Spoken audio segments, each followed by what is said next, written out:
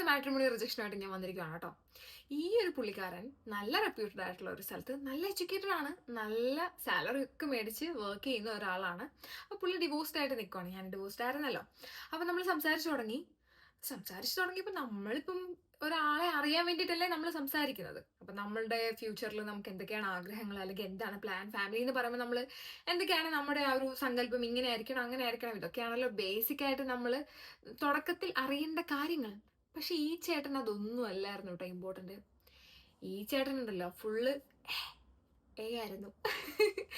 ഈ ചേട്ടൻ നമ്മൾ സംസാരിച്ചു തുടങ്ങിയപ്പോഴത്തേനും ചേട്ടൻ എനിക്ക് പെട്ടെന്ന് ചോദിച്ചു, നീ ഇത് എന്താ ഇട്ടിരിക്കുന്നത് എന്ന് ചോദിച്ചു. അപ്പൊ ഞാൻ പറഞ്ഞ എന്തിനാ അറിയുന്നേന്ന് ചോദിച്ചു. അങ്ങനെ ഉള്ള ഒരു ടോക്കിലോട്ട് വന്നു. അപ്പൊ ഞാൻ പറഞ്ഞു, ചേട്ടാ ഇപ്പം നമുക്ക് ഇങ്ങനെ സംസാരിക്കേണ്ട ആവശ്യമില്ല. ഓഫ് കോഴ്സ് ഒരു എന്താ പറയുന്നത്, മാരീഡ് ലൈഫ് എന്ന് പറയുമ്പം ഇത് ഇമ്പോർട്ടന്റ് തന്നെയാണ്. പക്ഷേ തുടക്കത്തിലേ കയറിയിട്ട് ഇതിലോട്ടങ്ങ് ചാടുക എന്ന് വെച്ചാൽ അത് വലിയ സുഖമുള്ള പരിപാടിയല്ലല്ലോ. അപ്പം ഞാൻ പിന്നെ ആ ചേട്ടനെ തിരുത്തി നമ്മൾ വീണ്ടും വിഷയത്തിൽ നിന്നും കാര്യമായ വിഷയത്തിലോട്ട് വന്നു, സംസാരിച്ചു. വീണ്ടും പുള്ളിക്കാരൻ ഇങ്ങനെ തന്നെയായിരുന്നു കേട്ടോ. അങ്ങനെ രണ്ടാമത്തെ ദിവസം ആയപ്പോഴത്തേനും ഞാൻ പറഞ്ഞു, ചേട്ടാ ഇത് ശരിയാവും തോന്നുന്നില്ല, എനിക്ക് ചേട്ടന്റെ വൈബ് വേറെ വൈബ്, എന്റെ വൈബ് വേറെ വൈബ്, അത് നമുക്ക് ശരിയാവില്ല എന്ന് പറഞ്ഞു.